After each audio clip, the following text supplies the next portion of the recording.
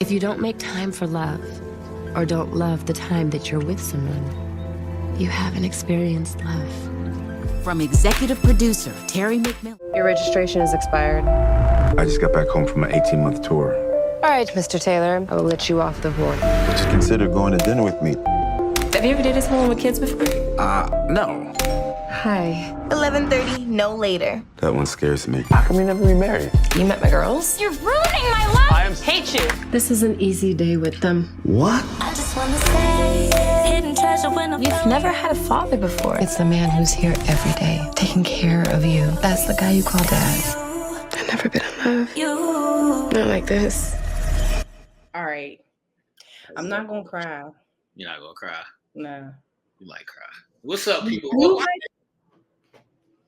Welcome back to another epic movie review. Myself, the Prophet, and this beautiful young lady over here is back. Aisha, what's up? How you doing? Tell the What's people. up, good people? What's up, good people? You know, what's up? This movie is called Forever. It's now streaming on Lifetime. When did it come out? Probably like a week or so ago each. Yes. Yep. It came out A week or so ago, this movie was released on Lifetime. It is now streaming, starring Meagan Good and Taye Diggs. I want to say written by Terry McMillian. Yes. Okay, so written by Terry McMillian and EP by Meagan Good and Taye Diggs. Yes. So that means they put the funding together to make sure this came to fruition. And I'm saying that to say that this movie was everything that I want a Tyler Perry movie to be. And no digs. And no digs to Tyler Perry, but he tried it, he does it sometimes, Shout out to Good Deeds and the family that prays together. And the reason why I think he would want to venture down that lane a little bit more, but we don't support it. So he has to, do what he has to do as far as the toxicity, the wretchedness, and it's not like always based in a love story because that just don't sell. And I love a good love story. I was even having this conversation with my son not too long ago, and he was asking me, do I still watch the Marvel movies? And I said, I'm a rom-com person. Like, I love romantic comedies. Those are my favorite genre. Mm-hmm. But we don't, as Black films, we don't get them, as often because they're not supported. But what is your overall takes of the movie, just in general, before we break it down, Ish? Let me tell you something. Like, this would be something that I could actually watch over and over, and I wouldn't have expected that. I'm not going to say necessarily from a Lifetime movie because Lifetime obviously puts out amazing, films. And this whole Terry McMillian short film series that she has going on, I can definitely see people gravitating more to them because of Terry McMillian. But this one in particular, it blew my mind. Like, I really enjoyed this overall from beginning to end. I could definitely watch it. But it tugged on my heartstrings, and I think that's really what solidified it for me. Okay, I'm not. Yeah, it's definitely. Well, I didn't cry, but I understand why. How you did not cry, but I understand why. It's just because I could see what was about to happen. So if my emotional, I can prepare myself for what's happening. Right. So I'm not gonna cry if I know what's about to happen. So right. I got you. Yeah, I can see why it was a tearjerker. It's definitely a movie that you can rewatch. Mm-hmm. Do you think that if this was in the movies that you would have went to the movies to see it? Well, see, for me, because I like that. I like art, period. I like creativeness. And even if I'm going to be disappointed, I still like to indulge myself in it. So I think that I definitely would have went to see it just because of Taye and Meagan, and just the whole presumption that it's going to be an amazing film. Like, yeah, I definitely would have went to see What it. do you think it would have been like successful? I think people would have been like, another one, just another rom-com, like you said. Because if you think about how they presented it, like if you saw the little clips, Right. okay, it just looked like another love movie. It did not look like It looked like a Lifetime movie. Like it was presented as like a cheesy Lifetime movie, but it yes, actually was a solid movie. it was a solid movie, and you wouldn't have gotten that from just the previews. Like, and so if they previewed that as a in the box in the theater, Right. you probably wouldn't have really been anxious to go see it, and people probably gonna like, nah, no action, no drama, nobody beating nobody up, nobody talking shit. Like, yeah. So shout out to Terry McMillian first and foremost. Anytime I see that name attached to something, it's probably going to be something that does catch my interest. So shout out to her first and foremost, and shout out to Meagan Good and Taye Diggs for wanting to do the movie and also being executive producers on the movie. Shout out to them. All right, Ish, don't cry. All right, I won't. Don't cry, Ish. Don't cry. Don't cry. I do want to say that this is only on first watch. Ish cheated and did a second watch. So my review is only on first watch, but I still primarily remember the whole movie verbatim from top to bottom. It's just a thing that I have. Sorry. So That's good though. See, my first watch was at work. So it was a start, stop, start, stop, start, stop. So I rewatched it because just in case there were any bits and pieces that I missed. So okay. Yeah. All right. So the movie is a love story, and it begins a little tumultuous. And I guess you could say, that's the ratchet part. So, all right, people. The movie begins with Taye Diggs returning from, let's say, a tour, a military tour, returning from a military tour, and he hops off the bus. And what happens next, Ish? Okay, he hops off the bus and then boom, everybody around him. And this is what's significant to me. It kind of started out, like you said, with a boom. If you notice how everybody else got off the bus, they had loved ones greeting them and all of that. He solidly stepped off the bus and nobody was there. Like he was by himself. And the first thing that happens is boom, he gets served with papers. Now, we can only assume what the papers were. Right. If you watching it, you already know what they are. Right. So he's served with divorce papers fresh as he steps off the bus coming back from a military tour. And he's flabbergasted, like, what the fuck is going on? So I think he had to catch an Uber since none of the family was there to greet him. His wife wasn't there to greet him, but he has to catch an Uber to the crib just to see what the fuck did I come home to. Facts. Nothing. Nothing and no one. So he gets home to the crib. Nobody's there. I think all the stuff is moved out of the crib, and he doesn't know what's going on. He just know he's handed divorce papers. So his first initial thoughts is, let me call my best friend. He's taking care of my car for me, and maybe he has an idea of what's going on. So we get to the friend's house, Ish, and what happens again? Oh, damn. If he could just get hit like 2-3 times in a row, this is what happens. He goes to his best friend's house to get the thing, to pick up his car. Right. So he's Ubering everywhere. He goes and picks up his car and he sees his mother's living room furniture in his best friend's living room. My man, how you get... Is that my mom's living room set? Like, what's up? Oh, and so his friend then confesses, and it's figured out. Well, his friend didn't actually say anything. His friend was standing there looking puzzled, and he kind of, Taye Diggs actually put it together in his mind, like, oh, she's here. And his friend kind of was like, yeah, not trying to say anything, but saying everything, right? Not saying anything.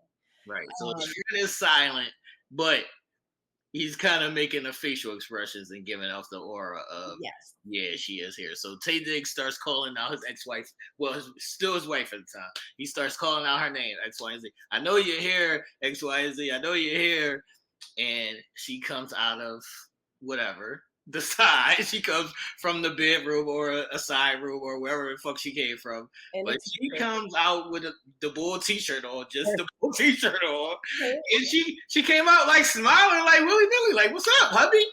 Yeah. And he like, oh, I see you with your ass out. Bring your ass out here. Oh, I see you with your ass out too. Like he was just done at that point. He's like, really, like this is what's happening.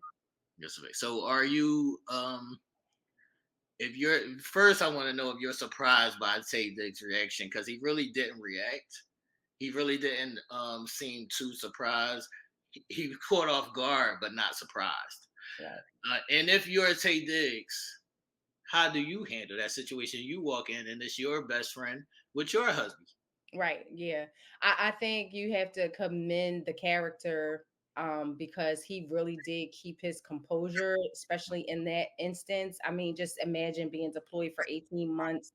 You leave, you have a home, you have a wife, and everything is, set up in a sense. You know what I mean? Your life as you know it. You go away on deployment for 18 months and come home and everything is just gone. It's like taken away from you. And then your wife is now with your best friend. Like I would have wowed out. Like, really? What are you saying to the girl if it's you, Ish?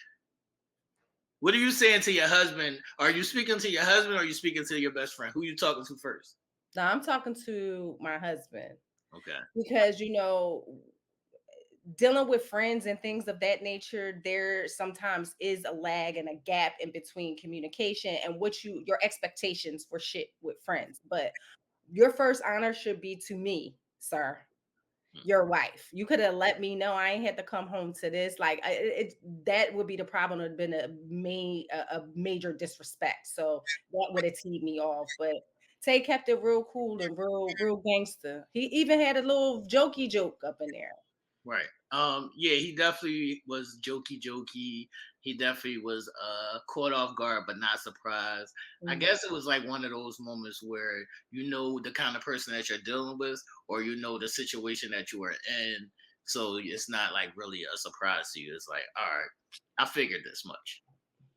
Yeah, and that's wild to me too, to be married to somebody and then have those thoughts. Right. Like, oh, this is what I expected. Right. Damn, that's wild work. Definitely wild and nasty work. Definitely wild and nasty work. All right, so Taye Diggs, he just basically was like, all right, fuck it, y'all be happy. y'all be happy. Just give me the keys to my car. Okay. So Taye Diggs gets the keys to his car.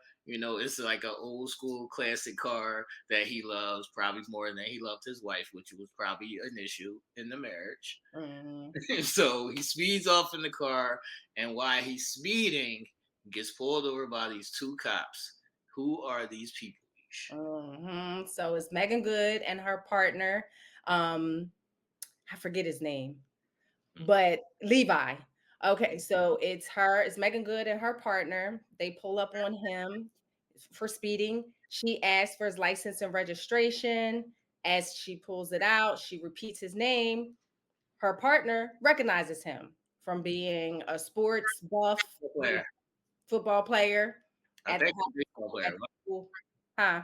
I think, or baseball player. It was either football. He just said sports player or a great athlete.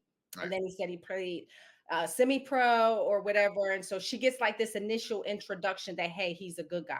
She says registration is expired. He says, oh, I've been on tour for 18 months. That's why it's expired. I'll take care of that. But during that time, he kept looking at her, like he kept looking back at her, like checking her out. Nah, she fine. Yeah, she fine. He liked what he saw, whatever. She lets him go with a warning, and he's enamored from that point forward. Fact. So, as y'all could assume he was speeding because of he just left the best friend's house with his wife, and he knows that his marriage is in shambles and X, Y, and Z. So his mind isn't all the way there. So he goes to a diner just to grab something to eat or whatever, just coming home, want to get some good food, goes to the diner, and a young lady is there, and they're arguing with the guy or whatever, and he steps in and breaks this up. Yeah.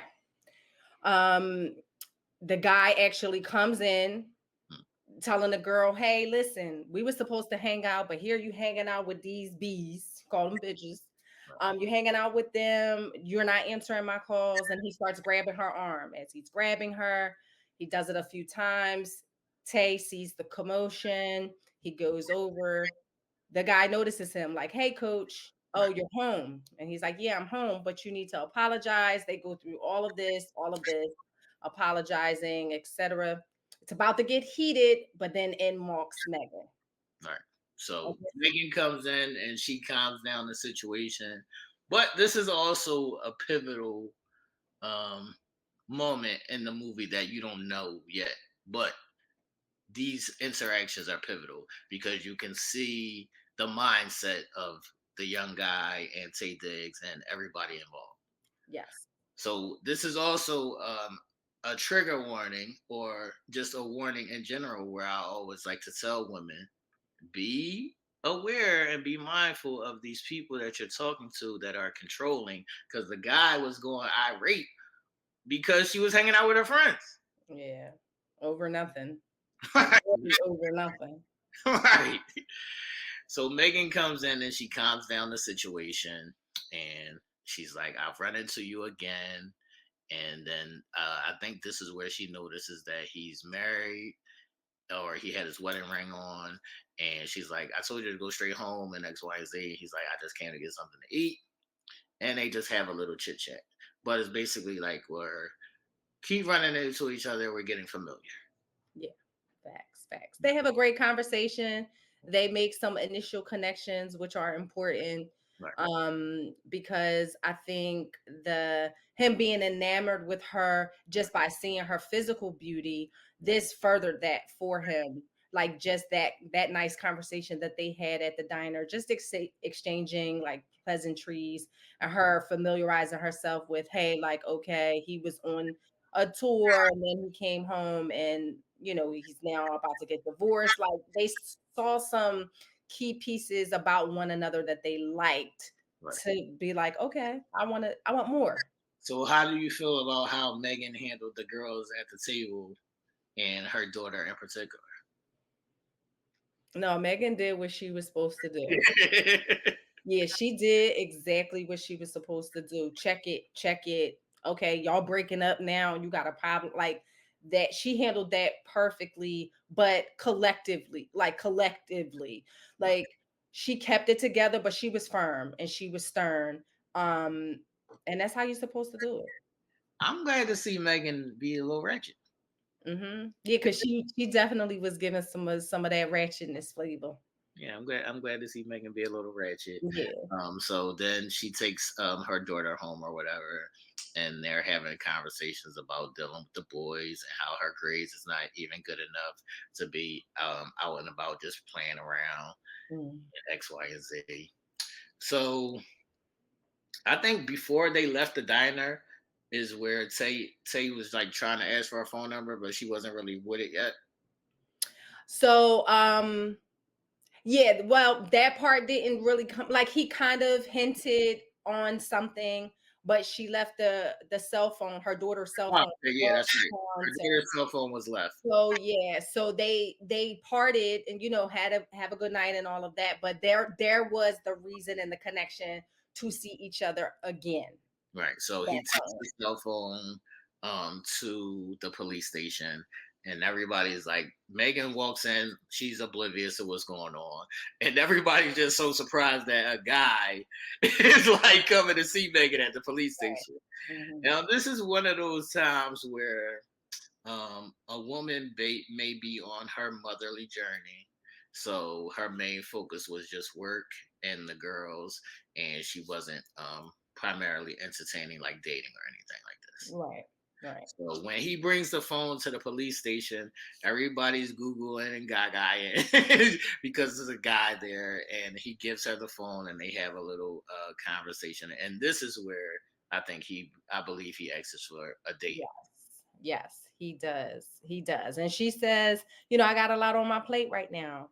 Sometimes we can't always make room for certain things. Right. So my plate is a little, full at the moment. I can't really entertain this. And he's like listening, he's understanding, he seems very patient in it all. He's like, well, okay, but I think it's some room in there somewhere. You know what I mean? Like is his indication. And she kind of just walks and blows it off or whatever. And her partner, which is who we soon find out is almost like her best friend, her best friend. Yeah. He's like, oh, coach, don't worry. Like, let me talk to her. Let me talk to her. Right. Taye's cool. So they ended there, and Taye Diggs goes into his plan of I'm going to get your attention one way or another, and I'm going to be persuade. What is that? I'm going to apply pressure, basically, so you can talk to me. So his plan of action is to keep speeding every day in her area until when she finally pulls him over. Yeah, listen. Let me tell you, I was like, yes, Taye. That's tricky though, Ish. That situation right there is tricky because if you like the guy, yes. If you don't like the guy, stalker. But I think too, you're absolutely right. And I think too, what Taye kind of grasped too is the fact that he felt a little energy from her. And I think that's why he did apply that pressure, because it's like, okay, you're telling me that you don't have enough room on your plate. You're not necessarily telling me that what this energy right. You're just telling me that I might not have enough time, and I have children, and that's my priority. This didn't work. So I think that's why it worked for Taye Diggs. But in real life, like, I don't know, ladies in the chat, y'all can probably chime in on this, but like sometimes for us, that shit is super sexy. Like that's an attractive. I got beef, Isha. This is where I got beef, Isha, because yes, sometimes the ladies want the pressure, and sometimes it's stalker. Sometimes you doing too much, X, Y, and Z. So it's hard for a guy to grasp when he should apply said pressure, because even though he felt that energy of her like being like, you cute or I like you or whatever, but I just got a lot on my plate. That also could be I'm being nice. I got you. I don't want you. I got you. And as we get further along, I'm not going to bring it up now, but let's hold on to that thought. Not doing enough versus doing too much, because that what you just said, doing too much, is actually said later on about another portion of the movie. So I want to keep that thought, because I had a question or two about that. Okay. Not doing enough versus doing too much. Okay. So his plan of action is to keep speeding in her hair until she pulls him over. So they finally meet up again as she pulls him over, and she's like, "I'm sick of your shit. Stop the madness, and I'm going to give you a ticket and cut it out." All the time she's playing coy, and she actually hands him a ticket, but it's not a ticket; it's a piece of paper with her phone number and a date and time. Yes, with a little heart. I said, okay, Meagan, that's how you do it. I thought that was great. A great introduction. Yeah. So he gets the phone number. He arrives at the house for the date, and this is where he meets the girls. Ish, love it. Love the girls. I just loved. I mean, listen, for a man, it could be a lot. Like, boom, as soon as Taye walked in the door, it was a lot. But I think the wholesomeness in that a lot was amazing. Like, they could not have done a better job at portraying each of those daughters. Right. Like they all had their own personalities. They all had their own level of funniness or sassiness or whatever the case may be. So as much as it could be scary to some men, it could have definitely been welcoming. Right. And that's what I felt, but I'm not a man. So you tell me your point of view as the man. It probably would have been too much for me. Mm-hmm. Even though Meagan is fine as fuck. Even though Meagan is fine. I mean, just at my age now, it probably would have been too much for me. Like if I was younger, like 20s and 30s, all right, cool. But now in my 40s, I don't think I want to start over a band. Like you could just see it like when you walk into the room. Like these are the things that I don't think that women take into account. It's like when a guy walks into the room of a single parent, it's like, damn, I'm walking into being like, you could see it in the future. Now I gotta be a stepfather to 3 kids. Like me personally, in my 40s, my kids I already raised my kids. My kids are grown. I don't feel like I want to start over. Right. And then the acceptance of the kids is totally different. That's a whole different thing. So first you're thinking about being a stepfather to now 3 kids, or even if we go out on dates, the timing is like, she don't really got that much time and sparingly here. So your intentions right there in that moment is where you find your intentions. What do I want from this? Right there in that moment of the first date with the 3 kids, your intentions play right there. And his intentions was just of like love. It wasn't just like she looks cute and I would smash her or nothing like that. It was just like something crazy just happened to me, and this is like something to help me, get back to who I am. Yes, absolutely. It's very welcoming, very inviting, if that's what that person was looking for. Like you said, his intention was clear at that point in time, or after, or maybe not crystal clear, but he had a sort of a feeling like it didn't deter him. Right. You know what I mean? It didn't deter him. And so that first scene was cute to me. I thought that was really cute between him and the girls. Definitely cute. And the kids, they reiterate to her like, I hope you behave, young lady, and I hope that you're home at a certain time. Yes. So she goes out on a date with them. And how is the date? What happens there, Ish? So the date is good. They go to like a really nice restaurant. They have really intimate, cozy conversation where it's like they're getting to know each other. And they're eating and drinking, and then they leave. And then, first date things happen. Wait a minute. All right. So first of all, on the date, she tells him, she's explaining to him about how her baby father was not present, and that she was a single mom. And, they just get all of that out the way.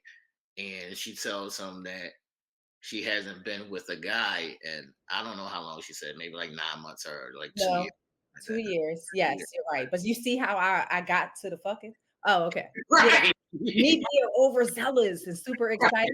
My bad. Yeah, we gotta see why the fuck it happened, Ish. Jesus. Jesus. So she tells him that, it's been 2 years since the fucking. So they go back to his house, I believe. They go back to his house, or they're kissing in the car first and foremost. Kissing in the car on a first date, I think, is amazing. I would agree. I think it's amazing, and it's a great place to begin. And I think that's a lost thing that doesn't happen enough anymore. Mm-hmm. So they're kissing in the car, they're getting to know each other, the energy is building, and he takes her into his house, and they're still kissing. What the hell? He's definitely trying to end the mood. Ladies, he ain't slick. He is not slick. Mr. In the Mood himself is trying to set the mood. They're kissing. I believe they're like in the kitchen, living room, or whatever. They're kissing, and he remembers that his bed is outside. It's outside. Tell the people why his bed is outside. So there is a point in time even before he like gets to this point with Megan where he's having flashbacks of being overseas and at war, and he is experiencing PTSD, and it is more comfortable for him to be outside. So his mattress is actually outside. Now, mind you, to set the scene, there is nothing in this house. Right. Because as we know, his soon-to-be ex-wife has taken it all and left him with pretty much a shell. So all he has is a mattress. He don't have a bed frame. He don't got no dresser, no setup, no nothing. Okay, so as they're going in, he pulls the damn mattress from outside. Now, I don't know, ladies. I don't know. What you doing, Aisha? Are you looking at him crazy? Getting no ass. I don't know. Yeah, you know, ass. Because that would have been some weird shit. And Right. and he did say, don't ask, because she was getting ready to try to pry, but then it would have probably broken the mood, right? It would have ruined the mood. Okay, so how do you feel about, because the women normally say you're not really supposed to give up the buzz on the first date. How do you feel about the energy of the first date going good and her deciding it's been 2 years, I want to get some? Absolutely. I think that's how grown women operate. Grown-ups, that's what I'm talking about. Can we be grown? Yes, that's how grown-ups operate. They see a moment, they see that the energy is going good. This hasn't transpired before in a long time. 2 years for her. Like, don't miss that opportunity. Like, enjoy the moment. It doesn't matter that it's the first date. Like, follow your heart, follow your energy at that point in time and go for it. Get you some, girl. Go ahead and get you some. Get you some. Some girl. All right, so they have sex on the first date and everything is going kosher. They're getting along. They continue to date. They're trying to figure out the dynamics between him and the girls. So basically, he damn near moves in like right away. Yeah. Can I just point out one quick thing though before we get to the moving in portion? There is a scene that comes after they have sex when he's dropping her off. They're Right. at the front Right. door, and he's like, "I'm feeling something." Right. I wanted. Pivotal. This is pivotal. This is pivotal. I just wanted to highlight this because it's not that, like, in this day and age, people's too scared to fucking express their true feelings. Perfect. Too afraid to say, listen, this is how I'm feeling. This is how I'm feeling on the inside. One, sometimes because they feel like they might chase a person away. Two, they might think that they're doing too much. But I felt like this scene here where he was expressing, like, listen, I'm feeling something. Tell me, are you feeling it too? Or am I just like a stupid kid in high school? Like, are we sharing this same energy, or am I bugging? And I thought it was really important that they both share exactly how they was feeling, even though they didn't know what they were feeling. They acknowledged that they were feeling something amazing, and that here's the space that we're about to be in together. And I loved it. Well, he said, I'm feeling something. And she said, I'm feeling something, but I don't know what. Right. So in that moment, it is extremely pivotal. First, his bravery is saying that, because that's a scary moment, because you don't know how that's going to be taken. Like you said, that could be taken as doing too much if the film is not mutual, or if you don't the film don't even have to be mutual. You just have to understand that that's a thing. Like, you just have to understand that that's a thing. So she understood that that's a thing, and I don't know if her feelings were over the roof as his was, but she was definitely like, yeah, I like him too. And we have good energy together. We have good energy. And yeah, even though I'm not unsure what I'm feeling, I am going to acknowledge that I'm feeling something, and I'm with you here. Are you afraid in that moment? Or are you afraid to say that in that moment? It depends. It depends. If he was open and expressive like that, that would have definitely made me feel more comfortable in expressing myself. For me to just jump out the window, I have, um, and I don't mind it, but I just would have been a little more cautious. Like I wouldn't have been like so outright with it. Right. That's what I mean. In these moments, most people they feel it, but they don't say it. Yeah, yeah, They that's true. feel it, they feel it, but they don't say it. And most people on the receiving end, whether it be a guy or the girl, they normally take it as you doing too much, nigga. We went out on the first date. It was a good date, so we fucked. But why you doing? Why you taking it so far? Yeah, Most people do take it that way because it's very rare where the energy is like mutual at that time. yes. Now, before we get into him basically moving in, like I was saying, he goes back to coaching with the friend who's sleeping with his wife. Now, everybody in the town knows that this best friend is sleeping with his wife, and he still goes back to coaching the team with said friend. Are you mature enough, Big Killer Ish, to go work with your best friend knowing that they're fucking your husband? Wow.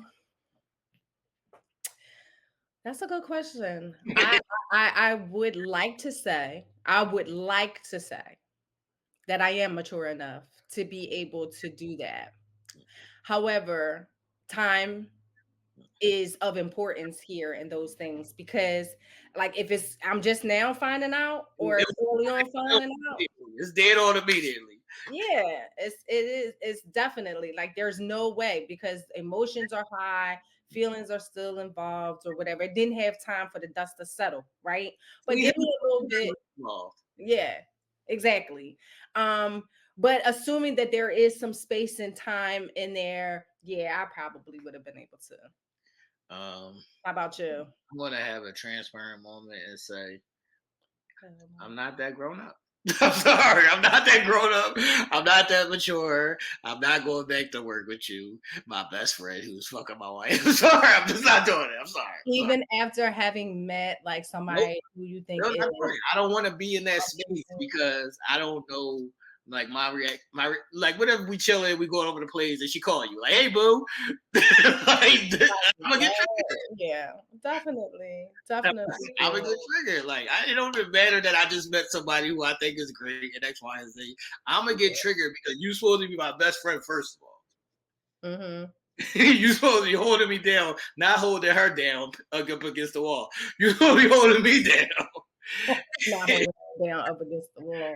You supposed to be holding me down. So Right. yeah, I'm not there yet. I'm not there in that space where I could just be like, I don't give a fuck. Even if I didn't give a fuck about Shorty, I'm still gonna feel some type of way that you violated our friendship. Like, Yeah. I definitely understand that. And that's definitely something that's gonna be a thorn. Like that's not something that's just gonna go away quickly. right. So and for some they might be able to get through it a little bit after some time, like okay, whatever. But then there's other people that even time I don't even think I could be cool with you again. right. Yeah, they definitely portrayed Tay as the even keel, wholesome, And level-headed guy. I'm normally cool, calm, and collected, but With certain shit ain't yeah, certain shit just stay away from me. I'm gonna still keep it. I'm gonna still keep it cute. I'm gonna still keep it calm, but I'm not gonna be in your space. Is what I'm yeah, saying. yeah, that was major. Yeah, I'm not gonna be in your space if you violate it like that. So he goes back to work coaching with the best friend, and him and Megan basically are now cohabitating and getting closer, and I guess trying to see his life as the stepfather because Megan starts to have these like 12-hour shifts. She's working overnight or whatever, and he's in the home taking care of the girls. Mm-hmm. How do you feel about just his adjustment and that? I feel like he was amazing. Yeah. And I feel like those kids, that's what I mean. Like, once again, those moments, I don't want to deal with those moments. Like they got niggas in the bedroom. Like, it's too much. It's too much. It's too much going on. And then you also have the contention from the kids as to who are you? Yeah, you're not our daddy. Who are you? Who are you? Why are you here? This is between me and my mom. You ain't got nothing to do with this. So yeah, he definitely had to battle a lot just with probably his own feelings, dealing with Meagan and dealing with the three girls. You know what I mean? It's probably a lot going on and him trying to juggle everything. And I think there does come a point in time where he's like, yo, this is a lot. Right. This is a lot. And she's like, yo, this is an easy day. This is not a lot. This is like a light work day. And he's like, what? Are you kidding me? Right. But he doesn't give up on it, which I think is like amazing, because most men would be like, no, this is more than I chew. You know, I bit off more than I could chew. That's a fact. I want to applaud just the writing and the acting, because they both were open to the space, and that particular space is not, always welcoming. So it's like they both were like, all right, we went from 0 to 100 real quick, but this is where we both want to be. We're both having fun. We're both enjoying the energy. I don't think they rushed it. Like I don't feel like they felt rushed. No. It just felt like a natural, like, course of action. Yes, a natural course of action. And also to when I was talking a little bit earlier, after the first date, they went on a second date. Do you remember this? And it was supposed to be a family date. No, I didn't see that. What happened on the second date? Huh? What happened on the second date? So on the second date is the time where Levi was there helping her cook because she doesn't. Yeah, I remember that. I remember. Yeah. Oh, That's why Aisha wasn't a date. They went straight to fucking. But it was supposed to be like a second date, right? It was supposed to be, but it was supposed to be a family date, the dinner date, and Levi was there cooking. And this is where another moment happens where the daughter's like, she's doing too much. She chases him away. She married daddy twice. It didn't work.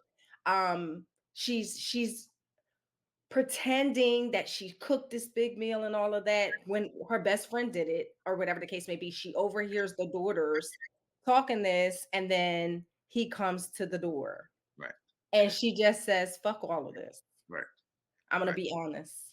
I don't even know if it was like I want to be honest moment. It was just like, I don't need to do this. Right. Like I'm grown and I don't want to like put on a show. Right. But do you think it was because her daughter, she overheard her daughter? Because of what she heard from the daughters. Right. See, I feel like too, sometimes we need to see that in ourselves, like not having to hear somebody else say it. Like it's cool when your coattail is cool and you like, oh shit, I do be doing too much or whatever the case may be. But the good part is learning yourself enough to be able to see it yourself. Right. You know what I mean? Mm-hmm. And that was the point of it, was like the space I talked about, like the open space of this is what people think that they should be doing.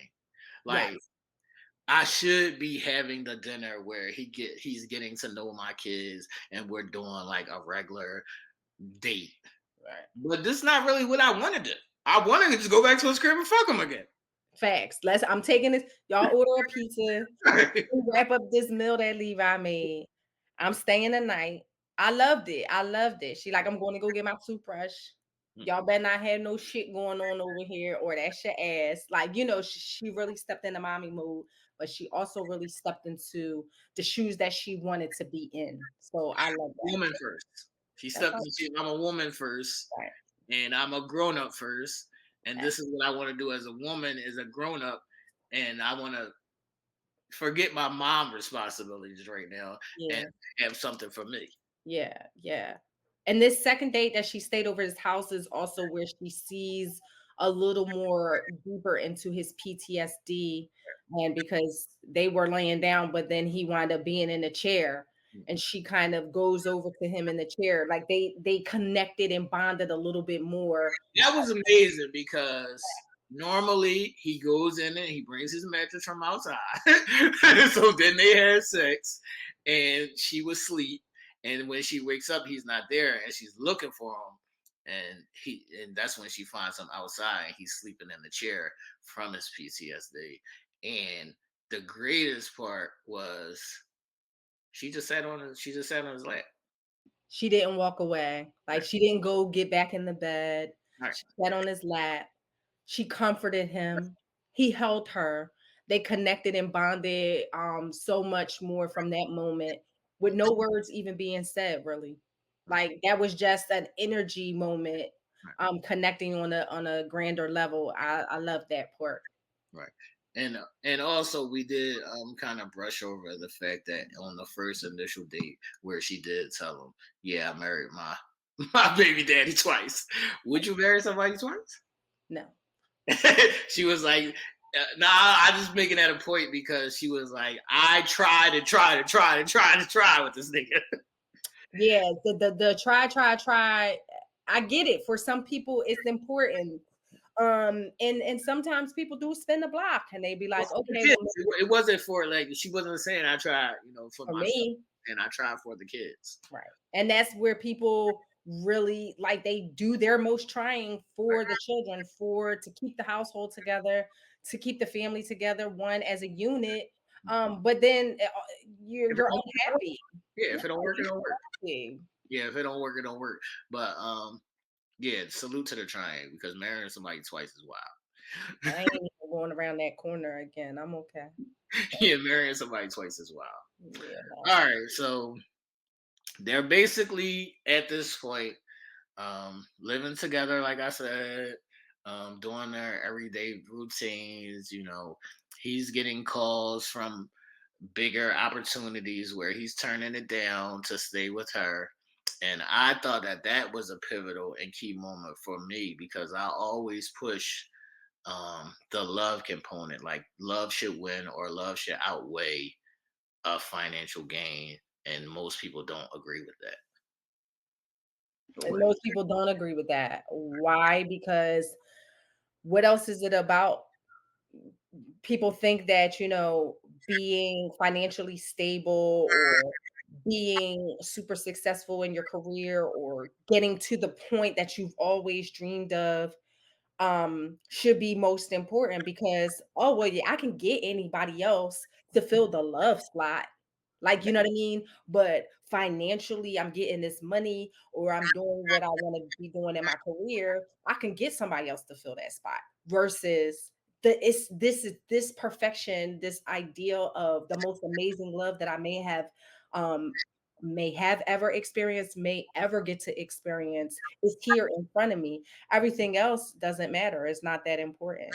And that's what we see Taye. It's like nothing of today was Right. in that movie. This was old time love, in my opinion. That's a fact. That's a fact. This is what we would call a genuine love story. Yeah. So Yeah. it was a genuine love story, and he's even tugging with himself back and forth because he sees the daughter asking Megan, like, "I want to go to a trip to New York," and Megan's like, "We can't afford that." And he, in his mind, he's like, "If I take this job, I would be able to pay for that." And Megan stops him and says, "Listen, we don't need that. Yeah. Yeah. Yeah. We She can stay was right here. mhm. I don't need you to do X, Y, and Z. We We're all good." And mhm. that is a lost gem. Yeah, absolutely. Because it's like this, we got all that we need right here. She will get to experience more. And like she said, if we oblige this, then here comes, More and more. the other daughter, here comes the younger daughter, here comes a It never stops. snowball. Never stops. It It never stops. will ever stop. And then we'll be forever just trying to fulfill things that we don't necessarily need. All right. So there's two key points that happen. There's one key point where Megan is laying in the bed with the girls, and the youngest daughter is saying, "Well, I want to call him dad," and she's saying Megan's explaining to her the differences between a father and a dad, and he walks in and she calls him dad, and he's not thrown off about it. He welcomes it, but the oldest daughter is still not there yet. So the oldest daughter comes around when she hears him on the phone turning down the job to stay with her and the kids. Yeah. But what is your thought on those two situations? Yeah. So I thought it was for me, I feel like that progressive love is the best love because again, we go back to the word genuine.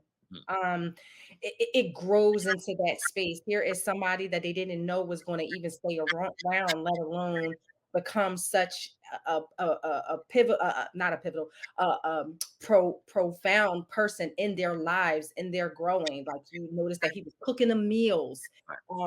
He was, having talks and just showing that. They're playing games, they're planning, they're planning things. Yes. And so for children, that type of love is so progressive and genuine that when they feel it, they do want to express it. I think the oldest didn't, she was going against it only simply because she's a older teen, and she had her own shit going on that she wanted to be doing, and in her mind, it felt like he was blocking that. But when she saw his genuine love for them, like that he would trade his happiness for theirs, then I feel like that's when her floodgates open. Like it released that for her. Yeah. That's a fact. That's a fact. So even on that instance of the daughter calling him dad, I'm kind of in the middle torn on that because I used to be like against that. I probably still am against that. I probably still am against a child, or even if I'm the parent in the situation, the whole calling them father kind of thing when they have a father. Now, if you never had a father and this is the father that raised you and this is what carried you throughout your life, cool. But that interim or that middle ground, I'm not on the side of that. Okay. Even if that person is a fatherly figure, Yeah, you're present, even if they are. even if you're a fatherly figure, I still, because I got a daughter and my daughter wasn't always living with me. So if my daughter is with her mom and her mom's with a guy, no, I don't want my daughter calling him father or dad. Sorry. She has a dad. No, I totally get it. I totally understand it. And I feel like for most men who are active and are present kind of feel that way. I think it's the moms that sometimes are a little more flexible there because as Megan stated, she was like, he is here every day, taking care of you, helping to feed you, helping to, you know, uh teach you and deal with your shit and all of that. So in their instance it's a little different because the father wasn't present, so it might have been a little easier in that sense. Right, right. How are you in that instance of if you had a daughter and she had a father, would you be like approval of that?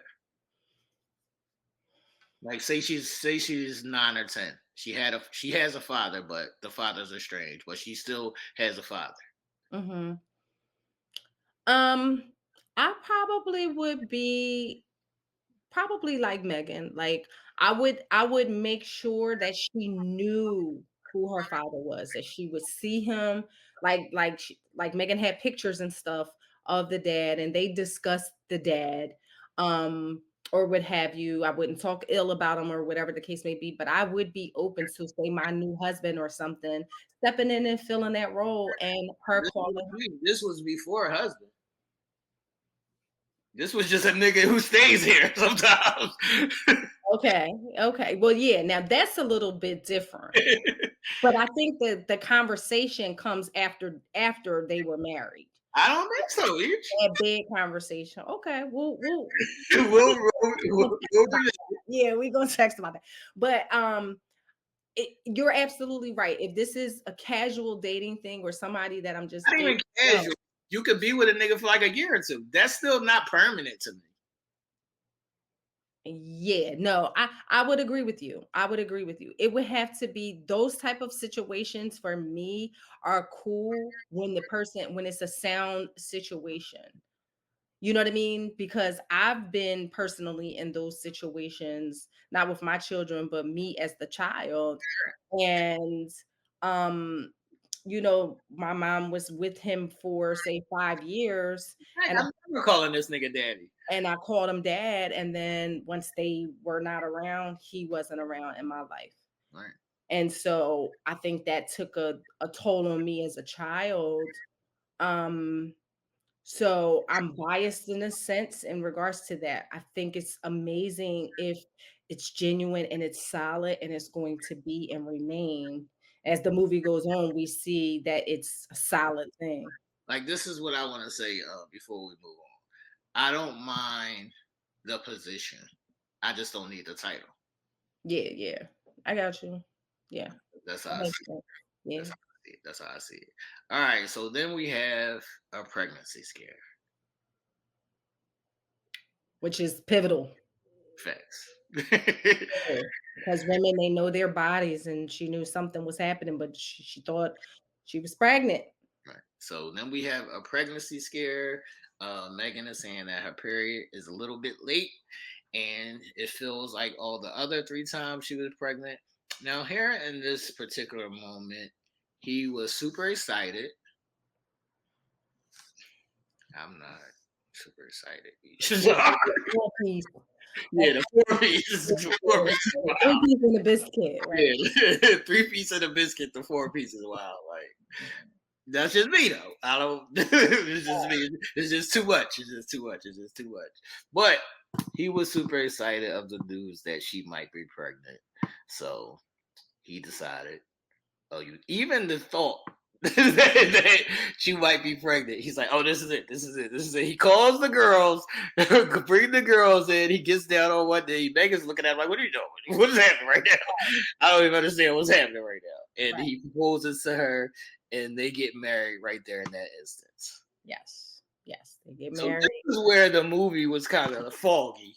It was kind of foggy to me. It got kind of foggy to me in this moment because it seemed like they got married before they even found out if she was pregnant or not.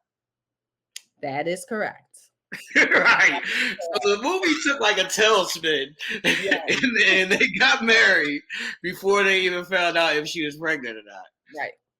That is true. We go to the doctors to see what's if she's pregnant or not, and what happens here. Yeah, they actually, instead of her being pregnant and finding out, hey, you're 3 months, you're 2 months, or whatever the case may be, the doctor, lets her know that, hey, listen, you're not pregnant, but you're feeling something in your body going on, and we found a tumor. And it's pretty to a situation where we got to take it out tomorrow. Like, it's fast moving, fast paced. We got to get this out of there. So it went from being super excited, super hyped, happy time to, whoa, what the hell was going on? Now they said the big C word.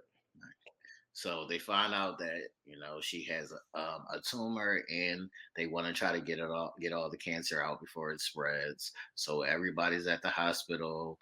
The cop best friend, her partner is there. The kids are there. They're all in the hospital, and the doctor comes out, and the doctor tells them, we got it all out. We had emergency surgery, and hopefully, everything will be good. But it's going to be a time. It's going to be a time. She still has to go through chemo, and it's like a lot going on. So I went from thinking I'm about to be a new daddy to now, what if something happens to her and we got these other 3 kids? Yeah. I felt like she better not die. Right. And this is the point where everybody thought that Megan was sick and that she was going to die, but she actually took it like a champ. She beat the cancer. She came home and she went back to work.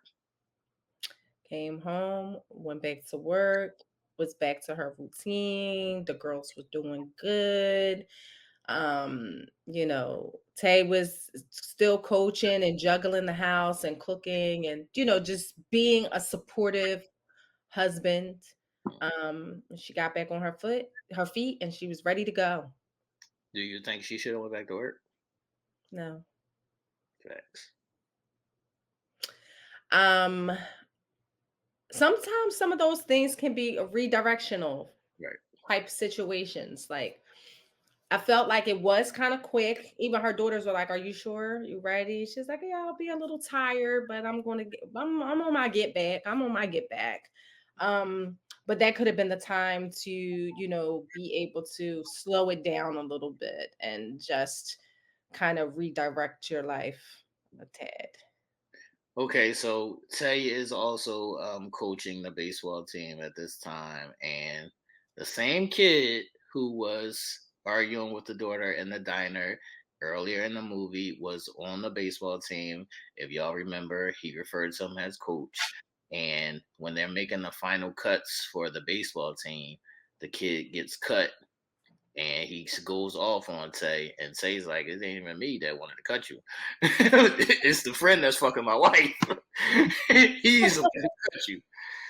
So he ends up getting cut, and that spirals him to spiral out.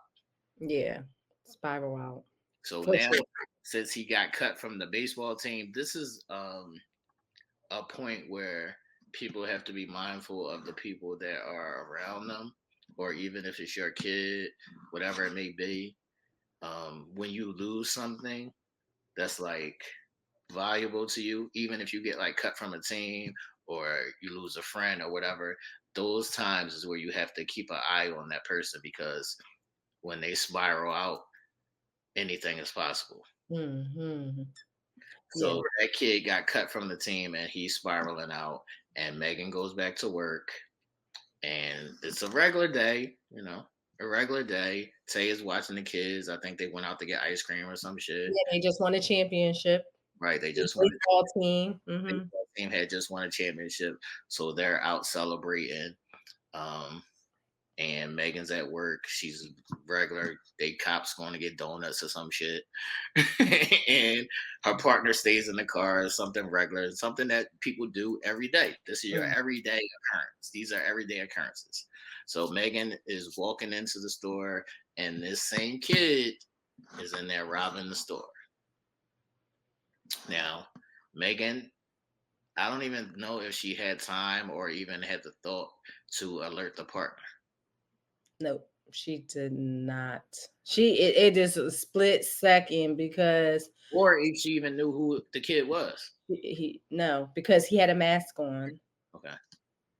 Okay. And then he did take the mask on, and then that's when we all see who it is. But at that point in time, she was on the ground. Right. He was Okay. on the ground. As soon as he heard something, he was so scared. His finger Right. was on the trigger. So the kid is in there robbing the store, and she sees him, and she's trying to tell him, like, "I'm a cop. You need to chill out. Like, stop what you're doing." She doesn't recognize who he is or whatever. She just sees that it's somebody robbing the store, and she has her hand on her gun, but she doesn't pull it. And out of fear, he has a quick reaction, and he just holds off and shoots, and she ends up getting hit in the neck and falling to the floor. Now, when she got hit in the neck and fell to the floor, you kind of know, like, all right, that's like a done deal. Yeah. Once I saw her grabbing her neck, I'm like, she's not gonna recover. So all that we've been through, I guess I don't know if the hospital part is where all y'all lovely ladies broke down into tears, or if this moment is where everybody broke down into tears. Mm-hmm. So she survived the chemo, the cancer, everything. She went back to work. That's why I asked, do you think she should have went back to work as a cop on a dangerous job? Yeah. She beat everything else and ends up randomly getting shot by the same kid from the beginning. What I always say, be aware of these people because they are not stable. Yeah. Yeah. I was okay on the cancer part. I was sad. I was like, yo, she better not die. Like she cannot. Right. This love is too amazing. Like, please don't let her die. I really wasn't sad, but that part there, that was hard. And I want to make sure that it doesn't get lost that while this robbery is happening, she's on the phone with Taye at the same time. So here's the whole thing happening. So he rushes to the diner. She's on the floor bleeding out. By the time he gets there, she's gone. The partner's distraught because everything happened so quick. He didn't even have time to react until she was already shot. And he like knocked the ball out like real quick and simple, but she was already gone. Right. Yeah, and he heard the gunshot, and you're right, and rushed in. The kids is in the car. That whole scene was just very an emotional scene. The writers, just the producing and that like was just amazing. Because it really had you feeling your emotions were already built up. Right. From the cancer. From the cancer, just seeing this amazing love story unfold. And then you got the cancer. That was one hurdle that we thought possibly could take her out of here. And then she's on the mend and she's getting back to herself. And then boom, it's like amazing writing. And it definitely had you on like a little roller coaster. But yeah, I definitely was over the top in tears over that portion. Right. So Tay goes into the diner and he sees her on the floor and he pulls the sheet from over her. And this is another point that was pivotal to me. He kissed her. So Tay pulled the sheet down and he kissed her, and that's like a final goodbye. And it's like, I still love you with everything. All of this is wrapped up into this kiss. This is why I always tell people that kissing is like superly important, and people overlook it, but it's a major, major thing. So now she's gone. Tay's walking out of the diner. He sees the kid in the back of the cop car. He tries to go at him. The cop partner grabs him. It's like it's nothing, that we can really do right now. She's gone. We got him, and this is just where we are right now. Yeah. So the funeral, the father comes back. Yeah. All right, so the father comes back. The youngest daughter, who's now calling Taye Diggs dad, don't even remember him. Doesn't even remember him or recognize him. The older daughters are saying, what are you doing here, X, Y, and Z? He's like, your mom died. I gotta, come and check on y'all. And him and Taye have several conversations. So I believe the first conversation was just of. Would you laugh for, Aisha? Well, I said because Taye socked the shit out of him the first time. I never fuck you. So they have several conversations, and he's like trying to tell Taye Diggs, like, all right, I know that you're the boyfriend or the husband now or whatever, but these are my kids. Since she's gone, I'll take the kids. And Taye's against this from the gate. The kids don't even want to go with him. This is where it got I was like, why? I was like, why? And some people might even feel like the father is right. How do you feel on that whole stance of the father coming and wanting the kids? Like, no, my nigga.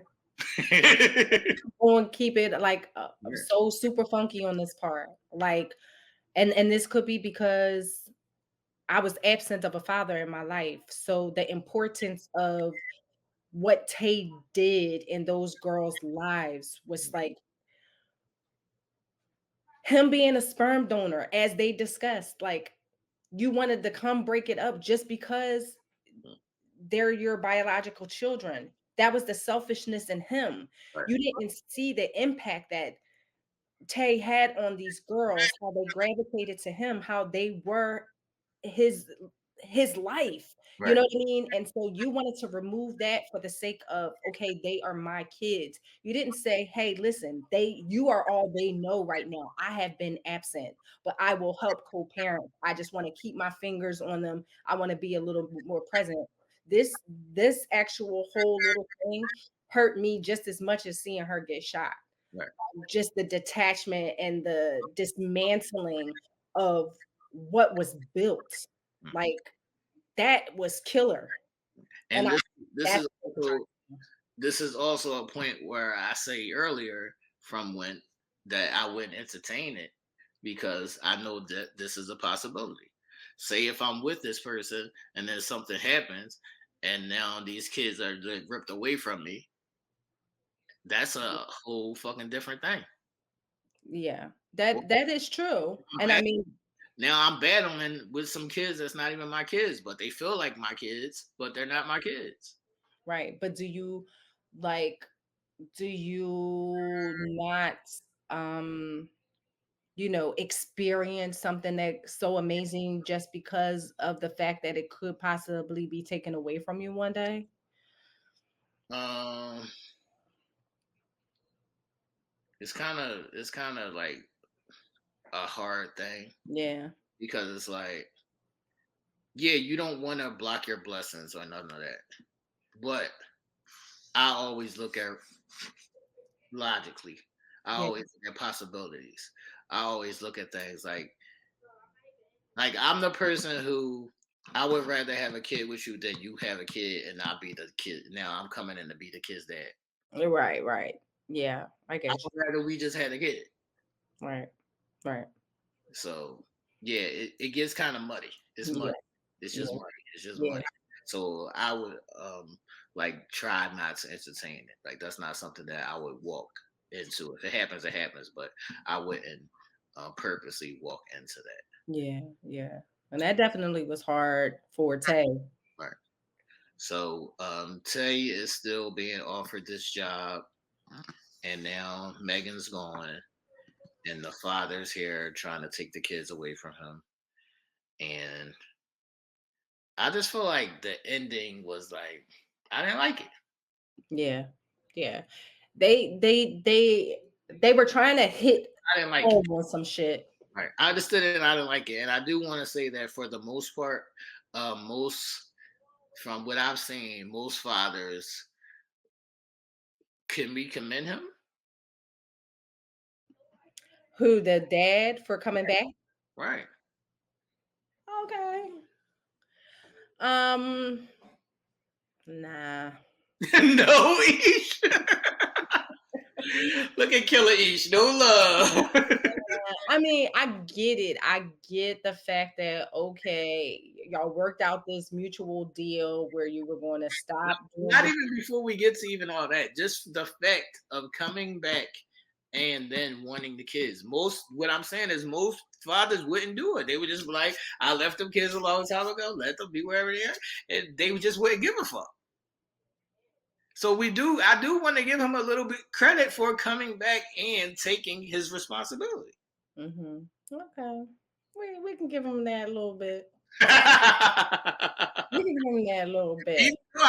Even though I didn't like it. I didn't like it. Yeah.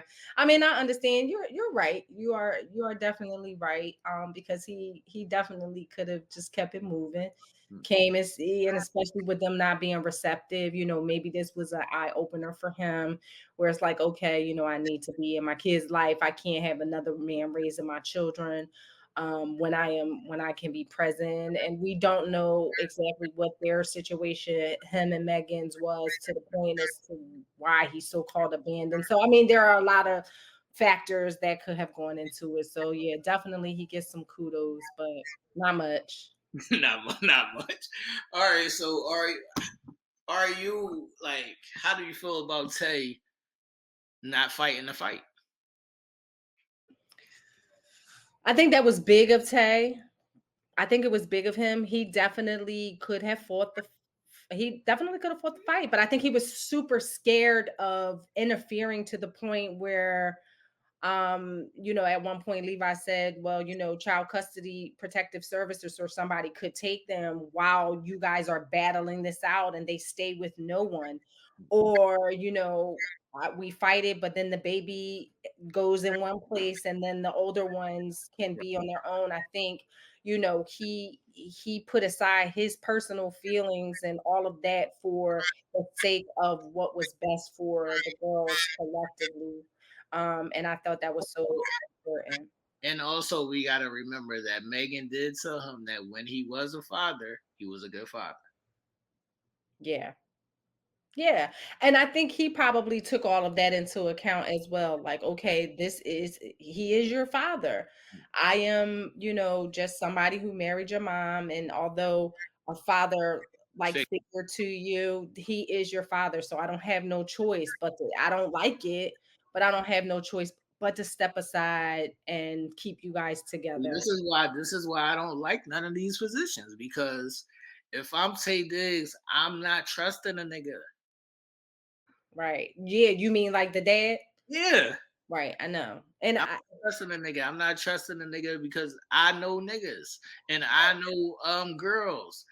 We don't know he's being nice per se in front of you. You don't know if he's going to be beating the kids. You don't know if he's going to be a molester. You don't know. I don't trust niggas. Right, I know. I know. But the good part about it is the way that he set it up where the house was in their names, like they are protected in a sense of that. So with the girls getting older, they can go through their own process to, be not exonerated, to be what is it called? Where, they don't have They that divorced attachment to They divorced the man, basically. yeah, they divorce you basically. So, with the oldest one, being almost of age, they can go through their own processes, even with the help of Tay, that may be able to, disassociate themselves from the real dad. All right, if you're the youngest, are you mad that Taye didn't fight for you? Yeah. I don't think I would have understood it until I was older, like as to why it Because went down that way. you already lost your mom, and now you're getting abandoned by the nigga who was basically raising you to a man that you barely know. Right. But he didn't abandon them though. He had to step aside. The same thing to me. That's the same thing to me because people always be like, whenever you call me, I'll be around. It's why you never see these motherfuckers again. You barely ever see birthdays or whatever. He came back for the wedding, whatever. But you barely see these motherfuckers. Right, I got you. And I do agree with you there. I think the way that Taye did it, let me just say, I think the way the writing portrayed Taye was very honorable. Right. Like they had him remove himself honorably without necessarily making the girls feel like there was an abandonment happening. Of course, the feelings of the girls is like, I don't think you as a kid, you like he's being honorable. Right. You're right. That's what I'm saying. As a younger child, no, you're gonna think, hey, he's leaving. He was a part of our lives, a big part of our lives, and now he's just not here no more. And he says it's because of our real dad, but he could have fought for us. Right. I get it. Yeah, I do see that side as well. It was mixing, man. Y'all let us know in the chat and in the comments. Do y'all think that Tay should have fought for the kids or not? I'm in the middle because I do applaud the dad for coming back to get his kids, but me personally would have rather him just co-parenting, like you said, and left the kids with Tay. Yeah, I mean that would have been the most feasible solution. I mean, you would think. Right. I don't get that. I don't get the portion of him coming back and detaching their life. Like Tay, again, how they portrayed it to be.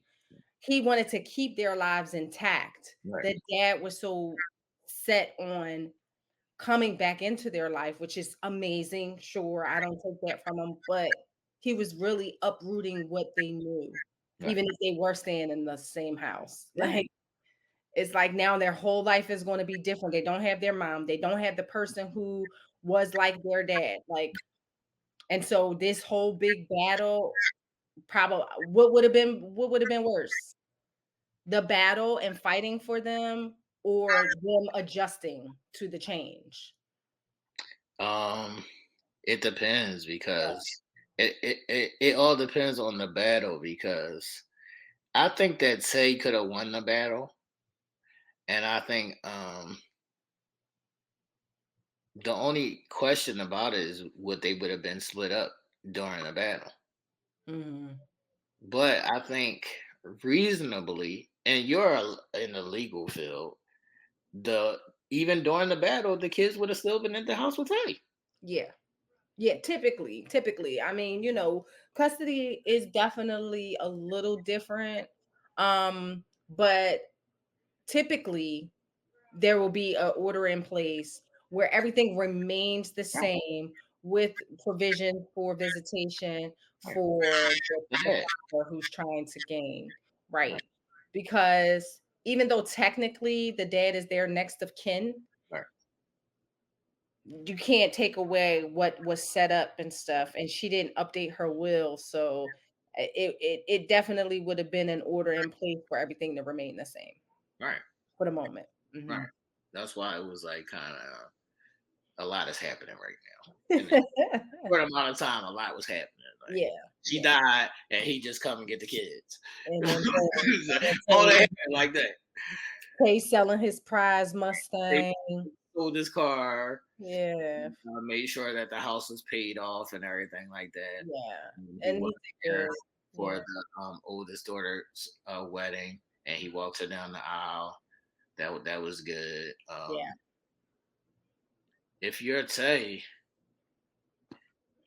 this is your third marriage, man. would you like if you're Tay? Like, how do you move on? Like, do you get married for the third time, or are you just chunky? No, I'm just casually. I'm just keeping it cute. You just keep I it. ain't no 3 times. But I mean, listen, you can't ever say like what love is going to come your way and Right. how it's going to come your way. So I could technically say, nah. I say it now. No, I'm not even getting married twice. What? I'm good. No thanks. So 3 times I can say no, but you just never know. The people you come across, the energies you meet. You just never know. All right.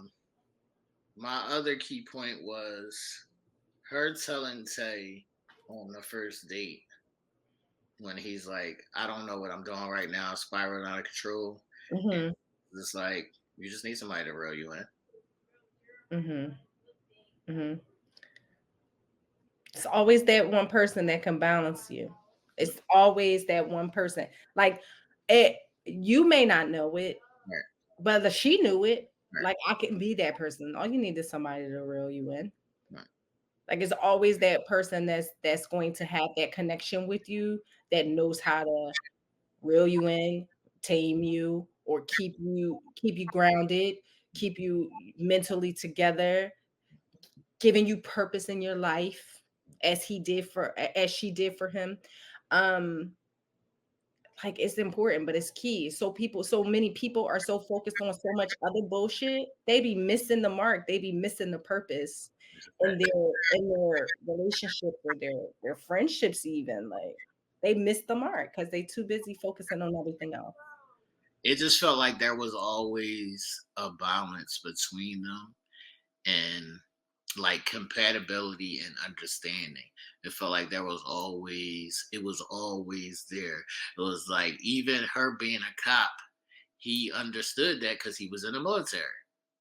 Mm. So it was like always solid, even though other people might think that they rushed it or whatever. It was always seemed like a solid connection and a foundation between Absolutely, I agree. And I think it may have been seemed like it was going fast, but sometimes in those situations, it's like it's so amazing that you don't want to miss a moment of it. You know what I mean? So it's like even in going fast, it seems like it's going slow. Right. I mean, for people who've experienced like good feelings, it doesn't have to necessarily be love or a whirlwind relationship like as they had. You know what I mean? Because they had something magical. Like certain people only get to experience that once in a lifetime and maybe like never. That's Um, but sometimes the clock can seem slow even when it's moving fast. Yeah. all right. So wrapping up, I want to say I thought it was extremely well written. I think it was extremely well shot and everything. Um, I thought it was great. I thought it was great. It's definitely a movie that I could watch again. It felt like a genuine love story. It didn't feel like we were watching Taye and Megan. Right. It felt like we were watching their characters. Yeah. Yeah. They did a great job. Right. They So did. I want to applaud both of them for doing a great job. When I first saw it, it seemed a little weird to me, like Taye and Megan good. Yeah, for sure. For sure. For this, it fit. And like I said, I want to salute just Megan Good's character for being open to being like, whatever I want to do today is what I want to do today. Yeah. And I don't really care what other people think about it. This is what I want to do today. Yeah. Yeah. I just love the fact that like this whole story, this whole being expressive of your feelings, this whole becoming a unit, one genuinely having purpose in your life for your love and your family and all of that, like the way that it was lined up, like everything from beginning to end, right? Endings and beginnings and fulfillment, right? It was so refreshing to watch because like I said, we don't see that type of shit often, and our day and age is always Shoot 'em put up, bang bang, toxicity, all kinds of shit. Ratchetness. selfishness, Right. people having guided thoughts about how shit should be one side of things. It's never like a togetherness all the time. But I'm not saying in every situation, but I'm saying a lot of what we deal with just today, convenience, not genuine, like just shit like what can you do for me now? What am I going to get out of this? What am I trying to get to? That goal is bigger than anything else.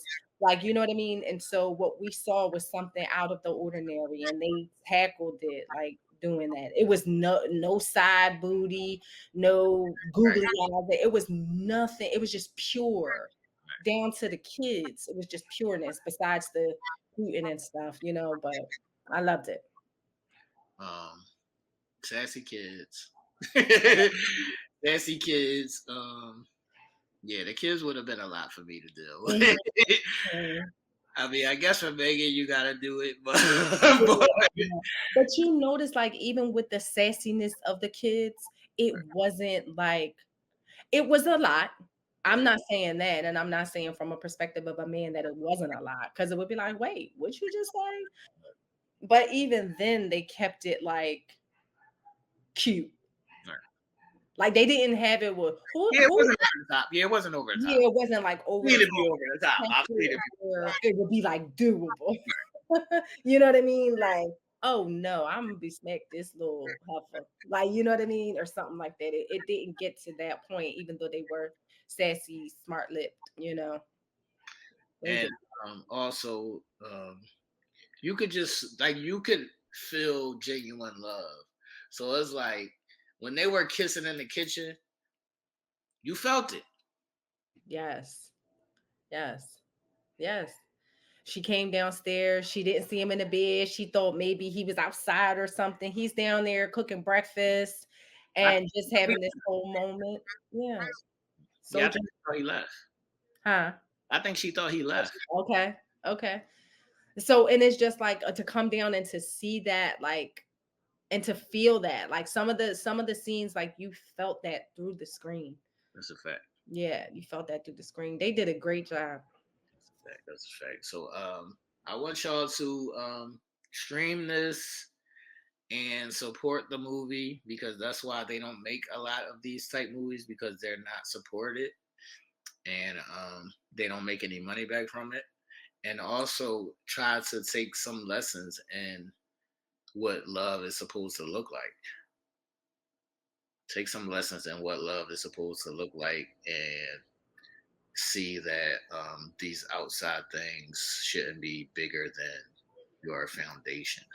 Facts. Your foundation. So shout out to both of them. Yeah, go support the movie. Any last words, Ish? The prophet has spoken. I don't know if I could follow that, but no, for sure, definitely check it out. Watch it a few times, actually. Take some notes. Not just necessarily on love, but just life. Like Right. I think it was a few different messages and things that you could pull from just for your own, for your own daily growth. That's a fact. That's a Yeah. fact. Because I see like the hype that was around like a Mea Culpa or what was the last movie we did, the Tyler Perry movie? Divorce in the Black. Divorce in the Black. Yeah. The hype. You don't see the hype for this that was behind that. At all. And that be the problem is that we don't support stuff like this with the same hype that we support the rest of the stuff. Yeah, facts. So that hype that's missing is a problem. And I don't think that that's a problem that would be fixed because people like the drama. People like to watch the drama over just a love story. But which one would you rather have is my question. I would rather have this one. Like the feel goods. Right. The feel goods. And this also shows that that's a possibility. That's facts. That's facts. If we stop feeding our mind with the toxic bullshit and the toxic nonsense and worrying about the dumb shit, maybe more of this could happen. And in all aspects of our life. Like we could see more of this on the screen. When was the last time, like honestly, some brown sugar shit? Like when was brown sugar out? You know that feeling you got, that genuine love feeling, love story. I mean, sure, we've had things in between that were great. I mean, maybe some people might say, "Oh, I saw this love, this that they equate to amazing love stories." But like, think about it. Like, think about this one, right? And then think about go back, just real quick, search your mind. First one that come to my mind is Brown Sugar. How that was in the Brown Sugar and all of that is like in the same time span. You got Brown Sugar, you got Love and Basketball. right. All of these things is like in the same time span. And then after that, Is nothing. right, it's nothing. Nothing. These are the type of things that our children need to see, our young adults need to see. These are the type of movies that can help like people get back to which is important. That's a fact. Still dealing with real life issues and shit, and sure, it's a little sassiness in there and all of that stuff, but the basis of it is wholesome, like love, genuine love. So that was our movie review for Forever, starring Taye Diggs and Meagan Good. Make sure y'all hit that thumbs up, like and share the video, subscribe to the channel, all that good stuff. Hit the live bell notification. I don't know when we'll get something that's great again for us to bring y'all another review. Oh, I know. So I guess just stay tuned. Just stay tuned. Maybe another Terry McMillian one. I don't know. We have to see. I don't think nothing could top this one though. Even if there are, some of her other installments, maybe they might be good, but I don't know if anything can top this one. It's hard to get producing and funding for these things because they know it's not going to make the money because they know the people are not going to support it. Yeah. We got to help to change that. That's a fact. So y'all gonna see me blurt this out just to try to get people to go watch the movie. Yeah. Go support the movie, people. Go support the movie. Do that. I wish this would have been something that I would have wanted to go to the movies to see, and this would have been something that one of y'all girls would have fell asleep on. Anybody fall asleep on this is no way you could fall asleep on this. I'm sure there would be people because it'd be too boring or wrong to them. But this can't fall asleep on this shit. That's a fact. But it's been real, people. Aisha's crazy. She says she's not spending a block. I don't spend the block. Sorry. She not. Circle back. She thinks that she would be friends. She thinks that she would have been friends with the best friend, but she wouldn't have. Yeah. Some days I'm good. Some days I'm bad. I don't know. But don't try it. Don't try it. Don't try it. Let's not try to find out. But I ain't getting married again, so I wouldn't have to worry about it. Solid, but it's been real, people. Y'all have a good one. Yes. See y'all.